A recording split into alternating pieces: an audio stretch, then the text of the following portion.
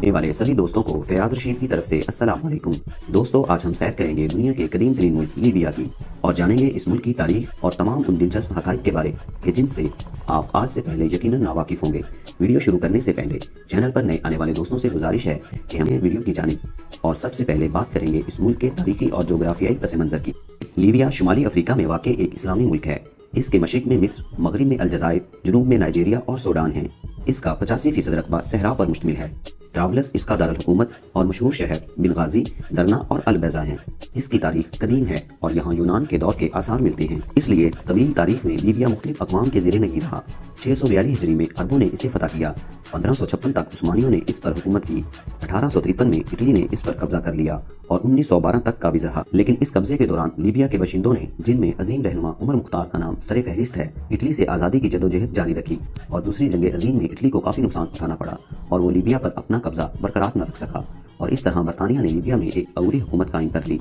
इसके बाद लीबिया के मुस्तकबिल के मुतालिक 4 ताकतों अमेरिका, बरतानिया, फ्रांस और रूस में मुज़ाकरात शुरू हुए। बरतानिया लीबिया पर अपना असर रसूख कायम रखना चाहता था और जबकि दूसरी ताकतों के भी अपने ज़ाती मफादात थे, इसलिए इनमें कोई समझौता न हो सका और लीबिया का मामला अक़वाम मुत्तहिदा के सुपुर्द कर दिया गया। 21 नवंबर 1949 को अक़वाम मुत्तहिदा ने लीबिया को आज़ाद करने की करारदाद मंजूर की। बिल आखिर 24 दिसंबर 1951 को लीबिया आज़ाद हो गया। आज़ादी के बाद लीबिया की मुकामी कौंसिल ने अल सैयद मोहम्मद अदरीस को अपना पहला बादशाह मुंतखब किया। दोस्तों, अब बात होगी इस मुल्क के इंतहाई दिलचस्प हक़ाइक़ की। अगरचे लीबिया एक इस्लामी मुल्क है, लेकिन तारीखी तौर पर एक इब्तदाई ईसाई मरकज़ था। लीबिया ईसाइयत के असल सतूनों में से एक था। यसू की इंजील में कई काबिल ज़िक्र किरदार लीबिया से थे। सबसे अहम किरदारों में साइमन ऑफ साइरियन शामिल है, जिसने यसू को सलीब उठाने में मदद की। साइमन ऑफ साइरियन के अलावा सेंट मार्क भी है, जो पहली ईसाई बाइबल के मुसन्निफ हैं। सेंट मार्क चर्च ऑफ स्कंदरिया के बानी भी हैं, जिसने कतबी चर्च, यूनानी आर्थोडॉक्स चर्च और मशरकी आर्थोडॉक्स गिरजाघरों में से बेशतर को जन्म दिया। लीबिया दुनिया का एक ऐसा मुल्क है कि जिसकी तारीख में सिर्फ एक ही बादशाह गुजरा है। लीबिया के पहले और आखिरी बादशाह को किंग इदरीस के नाम से जाना जाता है। शाह इदरीस ने 1951 से 1969 तक हुकूमत की, जिसे जनरल मोहम्मद कज़ाफ़ी ने माज़ूल कर दिया। लीबिया अफ्रीका में तेल के सबसे बड़े ज़खायर का घर है। लीबिया में 1950 की दिहाई में तेल की दरियाफ्त इस मुल्क के लिए बेहतरीन तब्दीली थी। इस दरियाफ्त से पहले लीबिया दुनिया के गरीब तरीन ममालिक में शुमार किया जाता था। 2010 तक मुल्क की सालाना तेल की पैदावार 1.65 मिलियन बैरल यौमिया थी। आजकल मुल्क की बरामदात और हुकूमत की आमदनी का सबसे बड़ा हिस्सा तेल और पेट्रोलियम मसनूआत ही है और इस वक्त लीबिया का शुमार अफ्रीका के 15 बड़े तरक्की पजीर ममालिक में होता है। लीबिया 1770 किलोमीटर तवील बहीरा रूम का साहिल रखने वाला शुमाली अफ्रीका का सबसे बड़ा मुल्क है। लीबिया की चाय स्याह शरबत की तरह मोटी होती है। ये चाय ज्यादातर यहाँ खवातीन की तरफ से तैयार की जाती है, जिसमें चाय की बहुत ज्यादा पत्तियों और चीनी की ज्यादा मिकदार को शामिल किया जाता है। जब दोनों अज़्ज़ा मिक्स हो जाते हैं तो मुनासिब मिकदार में पानी डालकर 20 से 30 मिनट तक इसे उबाला जाता है और तैयार होने के बाद छोटे गिलासों में डालकर पेश किया जाता है। 74 कबल मसीह में रूमियों ने लीबिया को फतह किया और इस दौर के खंडरात आज भी देखे जा सकते हैं और यहाँ तक कि एक यूनानी बंदर की बाकियात भी मौजूद हैं। कदीम यूनानी और रोमी सल्तनत का हिस्सा होने की वजह से साइरियन शहर को आलमी सकाफती विरसे में शामिल कर लिया गया है। लीबिया का सहरा दुनिया के सबसे बड़े सहराए सहारा के मशरकी और शुमाली हिस्सों पर मुश्तमिल है। ये सहरा सबसे सख्त खुश्क तरीन और दूर अफ्तारा इलाका होने की वजह से जाना जाता है, जहाँ दिन का दर्जा हरारत 50 डिग्री सेंटीग्रेड रहने के साथ ये खित्ता कई दहाइयों तक बारिश से महरूम रहता है। लीबिया एक इस्लामी मुल्क है, लिहाजा खवातीन अब भी इस्लामी कानून के मुताबिक हिजाब पहनती हैं।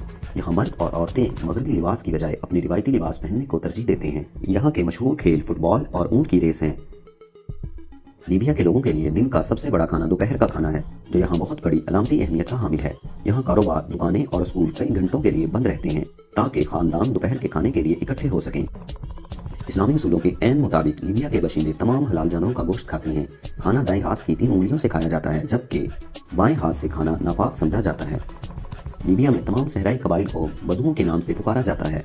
ये खाना बदोशों वाली जिंदगी गुजारते हैं और सहरा में अपने माल मवेशी के साथ एक जगह से दूसरी जगह मुंतकिल होते रहते हैं। ये सवारी के लिए ऊँटों का इस्तेमाल करते हैं।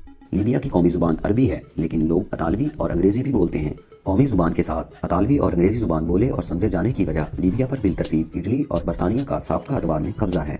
लीबिया के लोग बहुत ही पुरजोश अंदाज में एक दूसरे से मिलते हैं। वो सलाम के साथ मुसाफा करते हैं और मुसाफा करते वक्त हाथ को वो उस वक्त तक नहीं छोड़ते जब तक वो अच्छी तरह हाल अहवाल न पूछ लें।